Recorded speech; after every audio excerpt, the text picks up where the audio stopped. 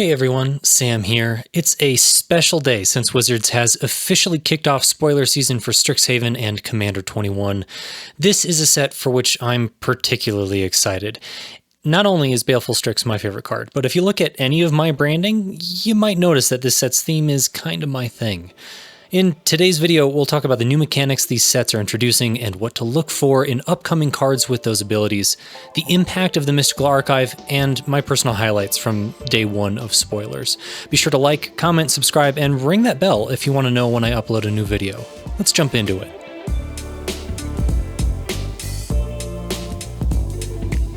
The mechanic that will likely have the largest impact on the most formats is Magecraft, which reads, whenever you cast or copy an instant or sorcery spell, you get an extra effect. We can expect the Storm archetype to get a number of new tools because this ability provides extra value to the game plan you're already executing. When evaluating cards with this mechanic, look for effects that become more advantageous the more you repeat them. The new Liliana Planeswalker, Professor Onyx, is a perfect example.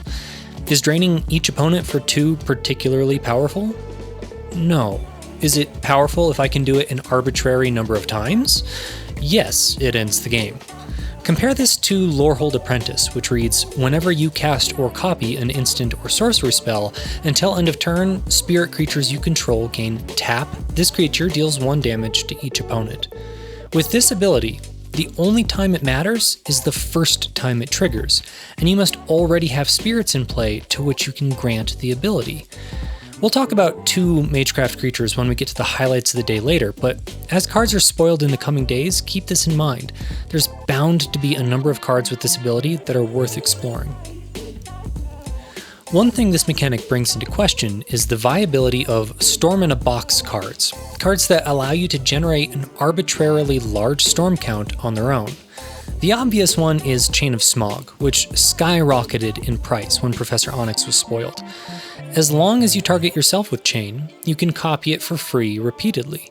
Until now, these cards have not been terribly exciting because we tend to care more about the effect a card has when copied than we do about merely copying it. And the few storm outlets like Ral Storm Conduit, Aetherflux Reservoir, and Grape Shot are usually too narrow or too easy to enable with cards of higher quality. If Magecraft cards give us enough ways to accrue value or win the game through arbitrarily large storm counts, it may be the case that cards like Chain of Smog, which exist in your deck only to generate that storm count, become worth the slot. The next new mechanic is Learn, which allows you to either take a card with the lesson card type from your sideboard and put it into your hand, or rummage away a card and draw a new one. While the first effect will not be legal in the Commander format, as Commander has no sideboards or wish boards, the rummage effect will still be available. In formats where you do have a sideboard, this ability can be quite powerful. Granted and Mastermind's Acquisition have both seen their fair share of play due to the power of being able to use your sideboard as a toolbox from which you can draw whatever spell you need at the time, or as a place to hide away important spells and keep them safe from hand disruption or lobotomy effects. Learn makes this effect cheaper by tacking it onto cards that have other effects already, rather than spending your wish card purely as a tutor. The downside is that you will be limited to selecting only lesson spells. Whether or not this is worth it will depend both on the other effects on the card with Learn and the quality of the lessons available in the set. Some will be limited only cards to be sure, but there's some early hope that powerful lessons will be available to us. The last addition to mention is the creation of the keyword Ward, which taxes opponents for spells or abilities that target the permanent with Ward, and counters the speller ability if they fail to pay. I believe each card spoiled so far has Ward 2, but the construction of the keyword allows Wizards to input other costs here easily. Keep in mind that while this does give some extra protection from single target removal, it has no effect on sweepers since they do not target. Alright, we do need to take a moment to talk about the Mystical Archive, since it is not merely a collection of beautiful reprints. The archive will also inject a number of cards straight into the historic format, and since I make historic content, this matters. There are a number of cards from the list that will be banned in Historic from the get-go for power level reasons, and a few more which are already in the format, but we're going to talk about the new cards that I think will have an impact on the format. We'll start with Inquisition of Kozilek. One of the premier discard spells in existence, we'll now be able to run it alongside Thoughtseize in a format where black is already very strong. Very likely, this will replace Duress, barring a surge in Ugin decks in the future, and Wizards will have to think very carefully about what tools to grant other colors to help them keep pace, so long as it is still their intent to keep Historic unique from Modern. Next is Mind's Desire. It's an incredible Storm win condition in a format that is about to be injected with Storm Matters cards. I don't yet know what shell will best support Mind's Desire, but you can bet that this card will make an impact. Okay, it's finally time to talk about my highlights from the 2 new sets being spoiled today. These are the cards I think will be relevant in a constructed format or serve as an indication of things to look forward to in upcoming spoilers. Let's start with Magecraft cards. Archmage Emeritus reads, whenever you cast or copy an instant or sorcery spell, draw a card. This is huge. Turning every spell into a cantrip is an amazing effect for a Storm deck. When just working as a value engine, it makes every spell help you do what you want to do, cast more spells.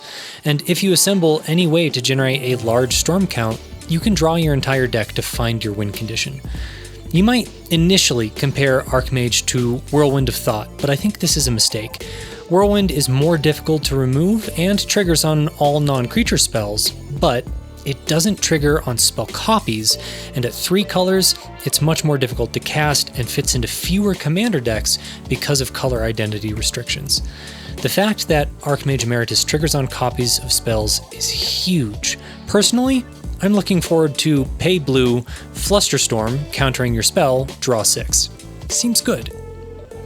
Next up is Witherbloom Apprentice, which is the Magecraft version of Zulaport Cutthroat. This is a win condition. Like Professor Onyx, but with a much more accessible mana value, Apprentice will end the game whenever you can generate an unbounded number of spells. This is exciting, if only because it might subtract 3 whole pages from your friend's incomprehensible Gitrog monster primer. Our last Magecraft card is Stormkiln Artist, which reads, Stormkiln Artist gets +1/+0 for each artifact you control, and whenever you cast or copy an instant or sorcery spell, create a treasure token. Much like Archmage Emeritus gives you cards to cast, Artist gives you the mana to cast them. This is an excellent value piece, especially in Storm decks that require the fixing provided by treasure tokens and not provided by Kaikar or Birgi, which have similar effects. Or decks that benefit from the utilization of the tokens themselves. The 2 commander decks that come to mind for me are Krark and Sakashima and Korvold Treasure Storm. Next up is our first lesson card, Confront the Past, which reads, choose 1. Return target Planeswalker card with mana value X from your graveyard to the battlefield, or remove twice X loyalty counters from target Planeswalker an opponent controls. This is a little narrow, but Planeswalker recursion can be a powerful effect. This is a card I'm highlighting not because I think it will warp Standard or Historic, but because it suggests that we will see lesson cards that have relevant effects at a reasonable cost. Confront the Past may see some play, but what I find most exciting about it is what it says may be coming down the road. Moving on to Commander 21 cards, we have Adrix and Nev, Twin Casters. This is our first card with Ward on it, but that's not why I picked it to highlight. It has a replacement effect that reads, if 1 or more tokens would be created under your control, create twice that many of those tokens instead. We're used to seeing this kind of effect for creature tokens, but notice Adrix and Nev doesn't say creature anywhere. If only there were some card that made tokens that mattered in Commander, ever. Finally, there's Osgir, the Reconstructor. This might be the card about which I am most excited so far. Osgir reads, Vigilance. 1, sacrifice an artifact. Target creature you control gets +2/+0 until end of turn. X and tap, exile an artifact with mana value X from your graveyard, create 2 tokens that are copies of the exiled card, activate only as a sorcery.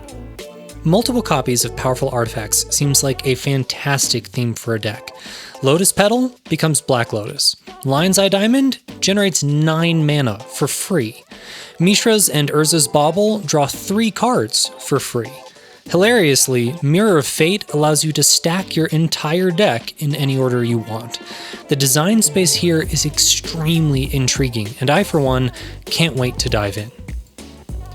So what were your favorite cards that were spoiled today? Or do you think I got anything wrong in my analysis of the cards that I mentioned here? Be sure to let me know down in the comments below. I'd love to hear what you think. Be sure to check back in, as I'll be giving you my highlights from every day that we have new spoilers. Talk to y'all soon.